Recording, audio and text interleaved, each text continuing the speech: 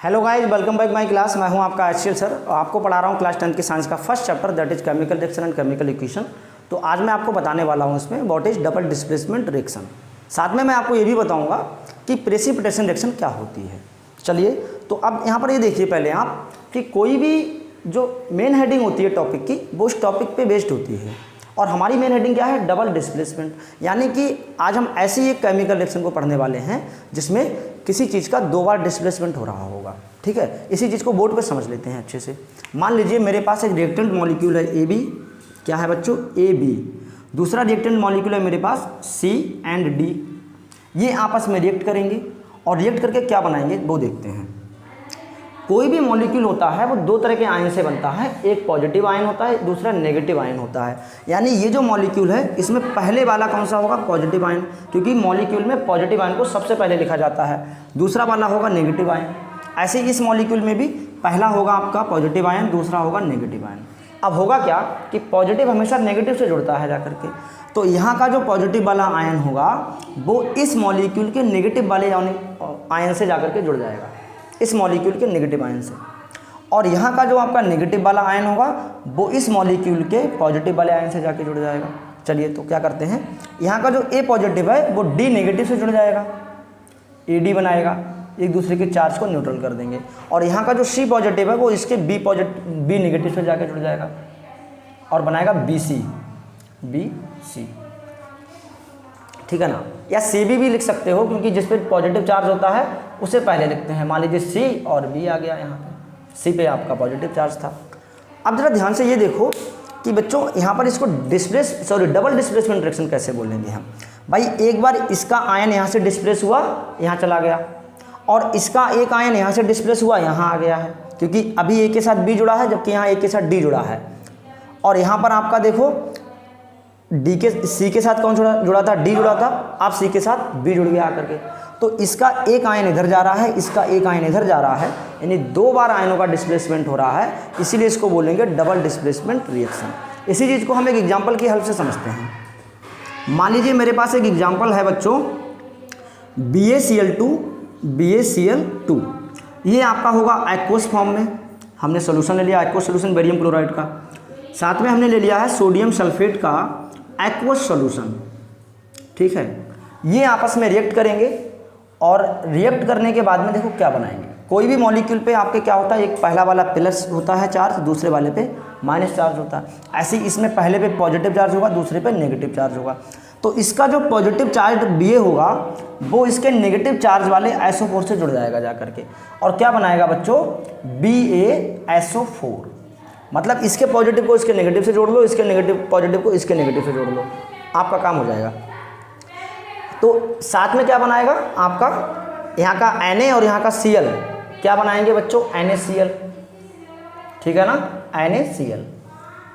ये आपका aqueous form में बनेगा, यानी सोडियम क्लोराइड का एक्वस सॉल्यूशन। और ये आपका सॉलिड बनता है जो कि होता है white PPT, white coloured PPT। बच्चों PPT को बोलते हैं प्रेसिपिटेट, यानी प्रेसिपिटेट का शॉर्टकट फॉर्म होता है ये PPT। और ये होगा आपका इनसॉल्युबल। कैसा होगा? इनसॉल्युबल। ध्यान से देखिएगा, इनसॉल्युबल यानी ये घुलेगा नहीं वाटर के अंदर उस सॉल्यूशन में। ठीक है, तो ऐसी रिएक्शन जिसके अंदर प्रेसिपिटेट का फॉर्मेशन होता है उसको प्रेसिपिटेशन रिएक्शन भी बोलते हैं बच्चों हम। अब जरा ध्यान से देखो कि प्रेसिपिटेशन रिएक्शन क्या होती है। जब आप देखिए ये दोनों रिएक्टेंट आपस में जब रिएक्ट करेंगे तो होगा क्या, मैं आपको यहाँ बना के दिखाता हूँ एक बीकर में। जैसे मान लीजिए आपने बीकर लिया, उसमें आपने क्या क्या डाला है? आपने डाला है बच्चों कुछ बेरियम क्लोराइड का सॉल्यूशन BaCl2, साथ में आपने ऐड कर दिया है उसके अंदर कुछ सोडियम सल्फेट Na2SO4। ये आपस में थोड़ी देर बाद तुरंत रिएक्ट करेंगे और क्या बनाएंगे वो देखिए आप, ये बना लेंगे। इसकी बॉटम पर क्या होगा कि कुछ सॉलिड सब्सटेंस आकर के वाइट स्टोर हो जाएगा। इसकी जो बॉटम है उसमें वाइट एक इंसॉल्युबल सब्सटेंस आकर के बैठ जाएगा, जिसे हम बोलेंगे PPT, प्रेसिपिटेट। ये प्रेसिपिटेट किसका होगा? ये होगा बेरियम सल्फेट का। और ऊपर आपको कुछ दिखेगा सॉल्यूशन टाइप का एक्वस, वो होगा आपका NaCl।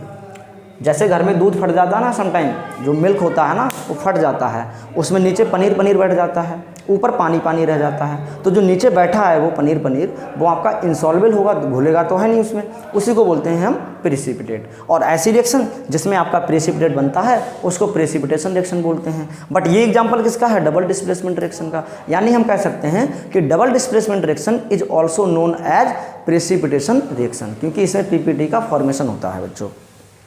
आपको एक और एग्जांपल देता हूं, जितना ज़्यादा एग्जांपल से समझोगे आपको उतना ज़्यादा अच्छा समझ में आएगा। अगला एग्जांपल मैं यहाँ पे लिख देता हूं। देखिए मेरे पास एक एग्जांपल है, मान लीजिए मैंने सिल्वर नाइट्रेट AgNO3 का एक्वस सोल्यूशन ले लिया है और इस एक्वस सोल्यूशन को रिएक्ट करा दिया है। एक और मैंने यहाँ पर सब्सटेंस ले लिया है, मान लीजिए NaBr। क्या है मेरे पास? NaBr है यहाँ पे। तो यहाँ पर पहला वाला पॉजिटिव चार्ज होगा और दूसरे वाले पे नेगेटिव, ऐसे इसमें पहले पे पॉजिटिव होगा दूसरे पे नेगेटिव होगा। तो इसका जो Ag होगा पॉजिटिव चार्ज वाला, वो इसके नेगेटिव चार्ज Br से जाके जुड़ जाएगा और बनाएगा आपका AgBr।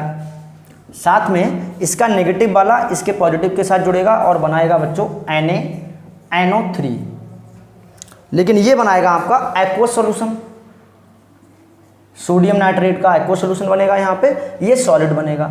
ये कैसा होगा? ये होगा येलो पीपीटी, यानी येलो कलर्ड प्रेसिपिटेट बनेगा यहाँ पे, जो कि आपका कैसा होगा? इनसॉल्युबल होगा, क्योंकि प्रेसिपिटेट कैसा होता है? इनसॉल्युबल होता है आपका। क्लियर?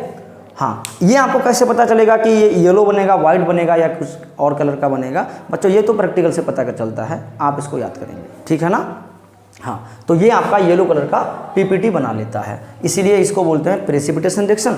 बट यहाँ पर क्या हो रहा है कि आयनों का डिस्प्लेसमेंट हो रहा है। एक आयन यहाँ से यहाँ जा रहा है, Br के साथ जुड़ जा रहा है, इसका Na+ आ रहा है, इसके साथ जुड़ जा रहा है, NaNO3 बना ले रहा है। तो यहाँ पर दो बार डिस्प्लेसमेंट हो रहा है आयनों का, इसलिए इसको बोलेंगे हम डबल डिस्प्लेसमेंट रिएक्शन। चलिए एक और एग्जाम्पल देता हूँ आपके लिए, जितना एग्जाम्पल समझेंगे उतना अच्छा समझ में आएगा फिर आपको। मान लीजिए मेरे पास क्या है? कॉपर सल्फेट है मेरे पास, CuSO4 ले लिया मैंने, कॉपर सल्फेट का एक्वस सोल्यूशन। इसको मैंने रिएक्ट करा दिया है गैस से, जिसका नाम है हाइड्रोजन सल्फाइड गैस। ये हाइड्रोजन सल्फाइड है जो कि गैस होती है, ठीक है ना? ये एक्वस मत समझ लेना इसको। ये आपस में रिएक्ट करेंगे। अब देखिए इसका पॉजिटिव वाला ये वाला पार्ट होगा, इसका ये वाला नेगेटिव पार्ट होगा लास्ट वाला, तो इसका पॉजिटिव इसके नेगेटिव से जुड़ेगा और बनाएगा CuS। साथ में इसका ये पॉजिटिव पार्ट होगा, इसके इस नेगेटिव पार्ट से जुड़ेगा और बना लेगा आपका H2SO4। बच्चों इसे बोलते हैं सल्फ्यूरिक एसिड, जो कि आपका एक्वस फॉर्म में बनेगा, याद रखना। और ये बनेगा आपका सॉलिड फॉर्म में, लेकिन ये कैसा होगा? ब्लैक कलर का, ब्लैक पीपीटी होगा, प्रेसिपिटेट। क्योंकि आप जब इन दोनों को आपस में मिक्स करोगे इस बीकर के अंदर, तो क्या होगा कि बॉटम पर कुछ ब्लैक मड जैसा आपको देखने को मिलेगा, कीचड़ जैसा, जिसको हम बोलेंगे कॉपर सल्फाइड। ये होगा कॉपर सल्फाइड, यहाँ लिख दे रहा हूं मैं, कॉपर सल्फाइड, ठीक है ना? कॉपर सल्फाइड का आपको पीपीटी मिलेगा ब्लैक कलर का, और ऊपर मिलेगा आपको कुछ सोल्यूशन देखने को। वो सोल्यूशन किसका होगा? H2SO4 का, यानी कि सल्फ्यूरिक एसिड का। हाइड्रोक्लोरिक एसिड नहीं, इसे सल्फ्यूरिक एसिड बोलते हैं, ठीक है? तो ये कुछ एग्जांपल थे डबल डिस्प्लेसमेंट रिएक्शन को। और डबल डिस्प्लेसमेंट रिएक्शन में आपका पीपीटी बनता है, इसीलिए इसको हम प्रेसिपिटेशन रिएक्शन भी बोलते हैं। तो आई होप कि आपको अच्छे से समझ में आया होगा।